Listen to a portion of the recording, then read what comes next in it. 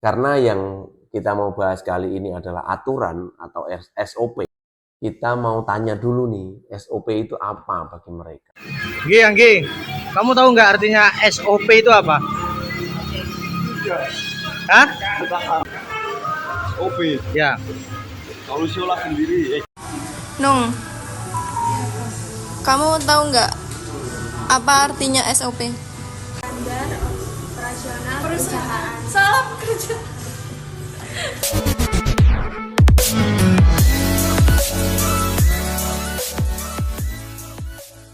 MWOS tempat yang tepat untuk merawat mobil Anda. MWOS tempat yang tepat untuk merawat mobil Anda. MWOS tempat yang tepat untuk merawat mobil Anda. MWOS tempat yang tepat untuk merawat mobil Anda.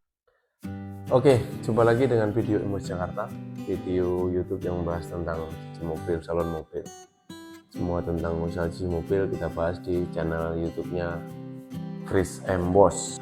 Setiap hari ada yang menarik di cuci mobil. Setiap hari ada yang menurut saya sih ya pantas lah untuk dibagikan dari kondisi, perkembangan, dan situasi yang ada tentang berjalannya usaha cuci mobil. Nah, dari kondisi-kondisi dan situasi ini ada satu hal yang menarik yang saya mau bagikan di konten kali ini. Mudah-mudahan ini bisa memberikan edukasi kepada kita semua. Jadi kalau saya perhatikan, channel ini memang merujuk kepada usaha ya, usahanya. Tapi nanti saya coba akan buat secara umum lah. Ada bagian saya akan arahkan sebagian ke aspek-aspek untuk customernya, aspek untuk kebanyakan pelanggan yang masuknya itu mendapatkan apa saja informasinya gitu. Jadi itu juga saya akan buka. Tapi sebenarnya kalau kita perhatikan sama-sama dari penjelasan saya, penyampaian saya melalui video-video seperti ini, sebenarnya di situ juga sudah dijelaskan. Kalau customer atau pelanggan cuci mobil itu jeli mungkin melihat video ini, mungkin juga sudah melihat bagaimana pekerja cuci mobil itu melayani, terus bagaimana dan di mana tempatnya yang nyaman, ruang tunggu yang nyaman, terus pakai peralatan apa, salon mobilnya itu konsepnya bagaimana, teknisinya masih pakai sendal jepit atau tidak, itu semuanya sudah dibahas. Begitu. Jadi kali ini saya coba akan bahas tentang standar operasional prosedur atau SOP, atau bahasa sederhananya itu aturan-aturan yang ada di cuci mobil. Begitu. Namun sebelumnya diikuti saja channel ini, ditonton sampai habis videonya, jangan di skip-skip, terus kemudian dinyalakan loncengnya yang belum dinyalakan. Yang teman-teman kira-kira ingin membagikan ini, tolong bagikan kepada teman-temannya. Dan terima kasih sudah mendukung channel Chris M. Boss. Saya akan terus bagikan seputar cuci mobil melalui channel ini.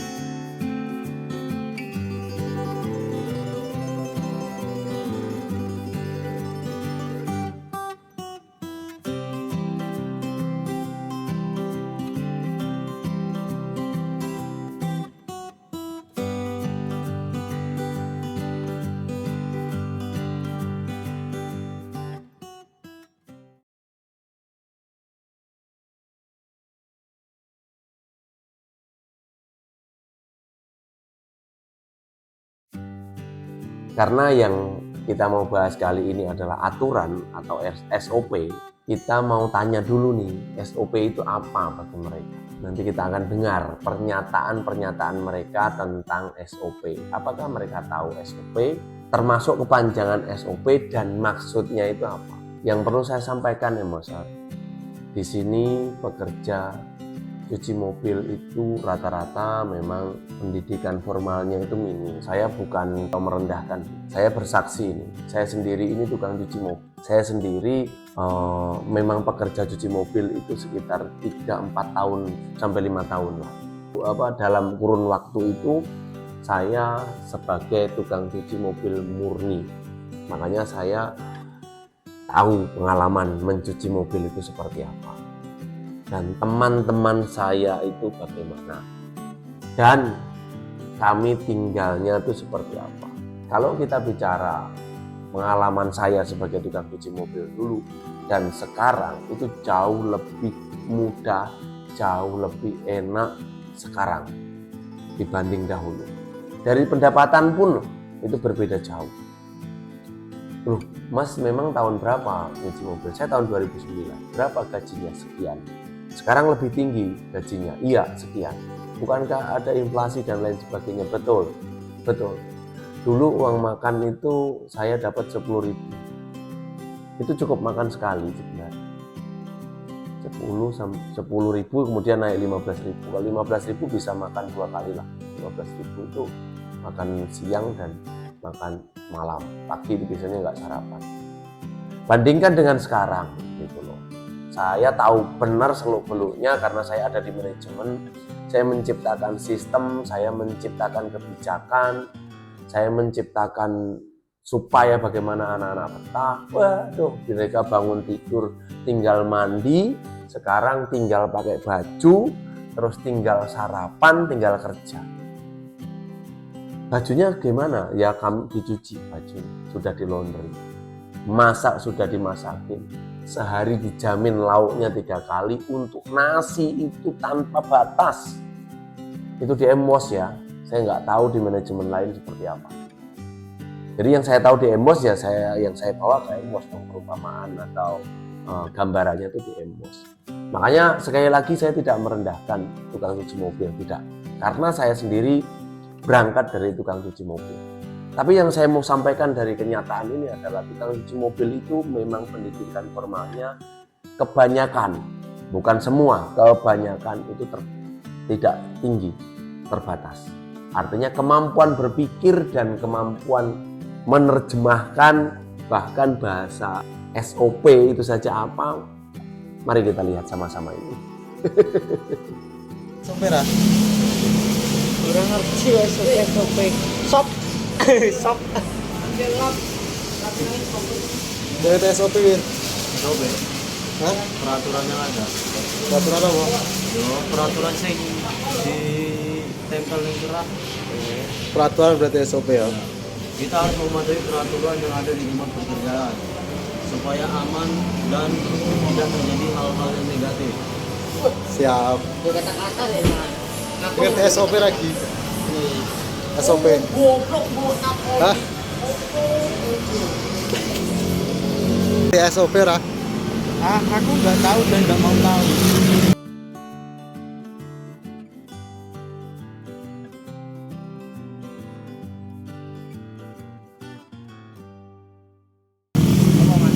SOP. SOP harus mengikuti perintah sing dilakukan di kerjaan. Makanya nanti.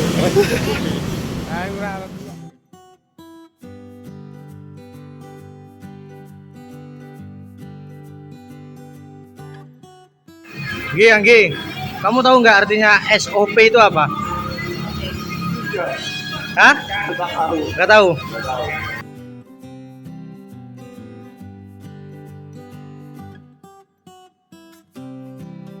Cis, kamu tahu nggak artinya SOP itu apa? Kurang tahu. Nggak tahu ya? Wendy, kamu tahu nggak artinya SOP itu apa?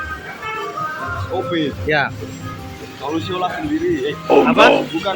Apa? Nggak tahu. Juli, Jul, kamu tahu nggak artinya SOP itu apa? Nggak tahu. Jam-jam, kamu tahu nggak artinya SOP itu apa? SOP standar operasi perusahaan. Standar operasi. Perusahaan. Oke.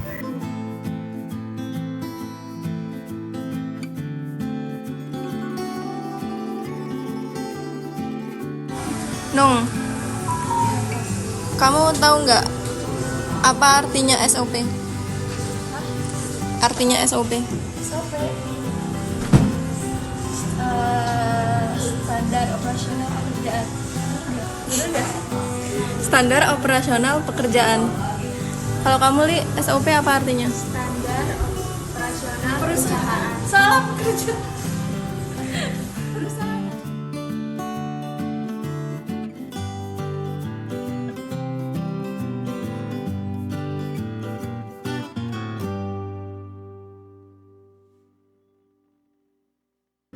Oke, Bosar, kita sudah sama-sama lihat kan? Seperti itu mereka. Ada yang mengerti maksudnya, ada yang sama sekali tidak mengerti artinya, dan ada yang tidak mau tahu artinya apa dan itu apa, orang tidak mau tahu. Ada yang seperti itu. Nah itu tadi ada. Makanya ini loh yang saya katakan, satu kali lagi saya katakan melalui video ini, saya bukan menakut-nakuti kita mau bukan. Tapi dengan maksud tertentu menggiring orang supaya orang buka cuci mobil tanpa memikirkan resikonya, itu juga kurang bijak. Apakah ada yang seperti itu? Saya tidak tahu. Tapi saya mengantisipasinya melalui video. Dirasa tidak perlu, ya nggak usah dihiraukan. Tapi kalau dirasa ini perlu dipertimbangkan, jadi bahan pertimbangan untuk Anda sebelum membuka cuci mobil, melihat channel saya dahulu, ya mungkin Anda bisa pertimbangkan itu. Karena mungkin ada orang berpikir seperti ini, kita buka cuci mobil itu gampang. Modal sudah ada, sudah. SDM sudah ada, sudah. Jangan takut dengan pengelolaan sumber daya manusianya. Jangan takut. Kenapa? Ini sudah ada buku, sudah ada di sini semua standar operasional prosedurnya. Wah, misalnya. Dan itu memang real. Misalnya memang ada orang yang mampu membayar orang untuk membuatkan SOP cuci mobil. Dari mulai perekrutan karyawan sampai finish dapat duit, orang membayar dan sebagainya. Finishing. Dari rekrutmen sampai finishing semuanya terinci. Dari sini, aspek ini, dari sini, semuanya sudah terinci. Mungkin ada SOP-nya secara rinci, detail, dan siap untuk diaplikasikan di perusahaan yang cuci mobilnya akan dibuka. Saya mau kasih tahu di sini, teman-teman, Embosar, bahwa untuk cuci mobil tidak segampang itu menerapkan SOP yang ada. Karena kenapa? Saya sudah kasih tahu tadi, SDM, cara berpikir, terus kemudian pengalaman, terus kemudian apa? Gaji yang rendah. Itu tidak memungkinkan kita untuk menjalankan SOP yang ada. Ini yang perlu digarisbawahi. Jadi misalnya kita punya SOP yang harus masuk jam 7 pagi. Lewat 5 menit ada teguran, lewat 10 menit ada teguran. Lewat setengah jam mungkin SP1 dan lain sebagainya. Percaya sama saya, karena saya sudah hampir 15 tahun di Car Wash, kayaknya tidak akan pernah efektif itu diterapkan di tempat cuci mobil. Ini salah satu contoh yang kecil dan sederhana saja. Apalagi contoh-contoh yang lain. Banyak sekali contoh-contoh yang lain. Terus bagaimana kita bisa membuka usaha cuci mobil, Mas, kalau SOP ini ternyata tidak bisa diterapkan? Nah itu yang saya bilang tadi, pengalaman dalam mengelola karyawan cuci mobil ini yang diperlukan. Nah kalau orang baru bagaimana? Nggak ada yang nggak mungkin. Ketika Anda fokus untuk belajar mengelola karyawan, sangat-sangat bisa, pasti sangat bisa. Karena apa? Cuci mobil ini faktor penentu kalau menurut saya ya. Menurut analisa saya, faktor penentu untuk sukses berjalannya usaha cuci mobil itu adalah kebijakan owner. Itu sangat mempengaruhi berjalannya car wash. Kalau kita punya kebijakan yang menciptakan solusi, bukan untuk kepentingan dan kemenangan kita sendiri, yang sesuai dengan SOP, yang sudah kita gambar, yang sudah kita akan prediksikan seperti ini, nanti ke depan seperti ini, itu tidak akan pernah bisa berjalan mulus. Yang ada nanti Anda akan gonta-ganti orang.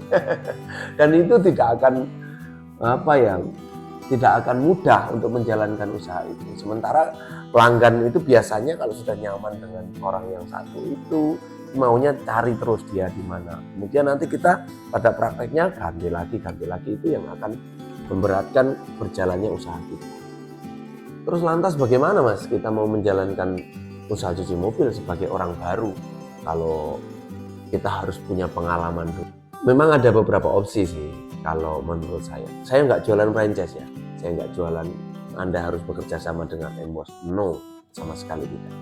Ini salah satu metode untuk kita belajar sebenarnya mengelola atau menjalankan usaha cuci mobil, yaitu dengan franchise, waralaba atau sejenisnya, yang karyawan itu memang sudah disiapkan dan sudah di manage dengan baik. Nah, kita tinggal mempelajari aja. Tapi kalau misalnya hal itu memberatkan kita karena nanti akan ada profit sharing, loyalty fee kemitraan dan lain sebagainya, ingin membuka sendiri dan menjalankan sendiri tidak mustahil, dan itu pasti bisa, nggak mungkin nggak bisa. Tapi memang nggak semudah itu karena dibutuhkan pengalaman. Makanya sebelum buka, mari kita rubah mindset kita. Jangan kita hanya berfokus kepada hal-hal yang pada umumnya orang berpikir gitu. Apa itu? Ya peralatannya bagaimana, terus ya begitulah hal-hal yang seperti itu. Nanti habisnya berapa untuk bikin ini, bikin itu. Ya. Itu sebenarnya semuanya malah sudah ada di atas kertas dan sudah tidak bisa diganggu gugat. Itu baku lah istilahnya. Yang susahnya itu kalau kita berpikir lebih lagi bahwa nanti yang akan kita temui itu yang menjalankan mesin-mesin kita ini, yang akan melayani pelanggan-pelanggan kita ini. Ini loh yang paling penting. Makanya saya terus menyarankan berkali-kali kepada kita semua bahwa belajar itu pada pengelolaan sumber daya, merekrut karyawannya, membuat kesejahteraan mereka, dan yang jelas menguntungkan tadi. Nah, di sini nanti ketika kita sudah untung, pasti itu sudah bisa jalan. Mereka sudah sejahtera, kita untung, itu sudah pasti jalan. Bahkan besar kemungkinan untuk kita bisa buka cabang kedua, ketiga, keempat, kelima, sampai ke 10, 11, sampai banyak. Karena apa? Ya fokusnya kita ke situ. Bukan berarti fokus yang baku-baku tadi tidak perlu, bukan. Tapi semuanya perlu. Tapi ada skala prioritasnya. Skala prioritasnya di sini. Kalau menurut saya SDM itu sudah sangat penting. Di video saya sebelumnya saya sudah bahas bahwa sumber dayanya kita di Indonesia ini masih mengutamakan yaitu tenaga manusia. Disinilah concern kita mengelola mereka dengan baik. Karena yang kita kelola ini bukan mesin, teman-teman. Yang kita kelola ini adalah manusia. Jadi mengelola manusia ini tidak semudah mengelola mesin. Manusianya bukan manusia profesional lagi. Kalau yang kita kelola itu manusia profesional, orang-orang profesional yang bekerja sesuai dengan prosedur, sesuai dengan SOP yang ada, yang bisa menjalankan SOP. Mungkin ada manajer, mungkin di situ ada supervisor. Teman-teman, saya mau bagikan di sini adalah supervisor di cuci mobil sama supervisor di pabrik itu sudah beda. Gaji supervisor di pabrik itu bisa 8 juta, 9 juta. Tapi supervisor di car wash itu paling besar gajinya 3 juta. Tapi bersih ya, bersih. Bedanya kalau kita bikin kotor ya bisa 5-6 juta lah gitu. Itu kan sudah beda kan. Artinya untuk menjalankan SOP yang ada ini di pabrik sama di cuci mobil itu sudah berbeda. Penekanan, pressure dari pimpinan itu sudah berbeda. Ini kalau ditekan sama dengan SOP-nya pabrik bisa pergi orang. Karena kenapa? Ya gajinya segitu, nggak mau saya bekerja di bawah tekanan. Kayak nekan saya kayak gini tapi gajinya segini, nggak sesuai. Ya udah pergi aja deh. Karena banyak kerjaan yang level pendapatannya itu sama dengan cuci mobil itu banyak, gitu loh. Kalau di pabrik kan penerimaannya sudah susah, melalui seleksi, CV-nya dan lain sebagainya. Cuci mobil tidak.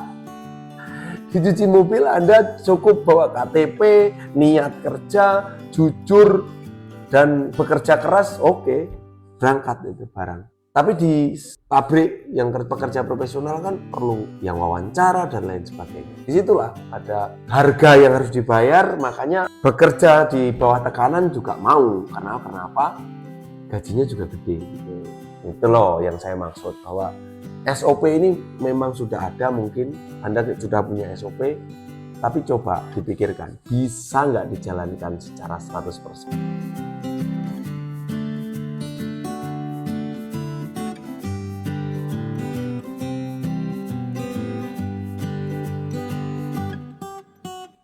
Terus gimana Mas kalau tidak bisa jalan 100% SOP? Ini solusi lah, ya mungkin bisa jadi solusi bagi kita semua para pengusaha cuci mobil atau pengelola. Kita punya batas awal dan batas akhir, atau kalau saya umpamakan titik tertinggi dan titik terendahnya. Kita main di tengah aja, gitu. Saya kan sudah bilang bahwa di cuci mobil ini sistemnya itu bisa tarik ulur, kendor kenceng, panas dingin. Itu bahasa-bahasa yang saya gunakan. Bahwa ketika kita mengalami masalah dinamika yang ada dengan karyawan, yang penting tidak melewati koridor yang sudah kita tetapkan. Atau saya jelaskan lagi seperti inilah. Contoh kasus, kita punya car wash ini, yang paling fatal itu adalah ketika karyawan itu sudah mencuri. Entah itu mencuri barang car wash kita atau mencuri barang milik customer. Nah, itu sudah paling fatal, yang batas akhir, nggak ada toleransi lagi. Selama belum itu, oke, kita masih terus tarik ulur dengan kebijakan kita yang kita harus pintar lah membuat kebijakan, smart. Mungkin kira-kira itu saja dulu Embosar video kali ini. Saya mau sampaikan sekali lagi bahwa standar operasional prosedur atau SOP itu memang bisa dijalankan. Tapi mungkin akan menemukan banyak kesulitan dan banyak hal yang tidak sesuai dengan ekspektasi owner. Mungkin ya. Tapi ya coba saja, kalau Anda punya SOP dijalankan juga tidak apa-apa. Tapi video ini mungkin bisa jadi bahan pertimbangan. Ternyata menjalankan SOP cuci mobil itu mungkin bisa, tapi tidak semudah mengelola karyawan yang kita kira seperti itu video kali ini. Jadi ini berdasarkan apa Mas disampaikan semua ini? Berdasarkan pengalaman. Jadi ini teori berdasarkan apa yang sudah saya alami dan saya baca. Ini sebenarnya kalau dibukukan bisa jadi SOP yang tersendiri. Tapi saya coba videokan dan saya coba bagikan ilmu ini supaya teman-teman semua nanti bisa melihat dan mengalami bahwa benar apa yang saya sampaikan. Coba saja deh, coba saja. Nanti teman-teman akan mengalami. Jadi mungkin itu saja Embosar video kali ini ya. Sampai jumpa video-video Embos selanjutnya. Terima kasih sudah nonton video ini sampai habis. Dan Embos tempat yang tepat untuk merawat mobil Anda.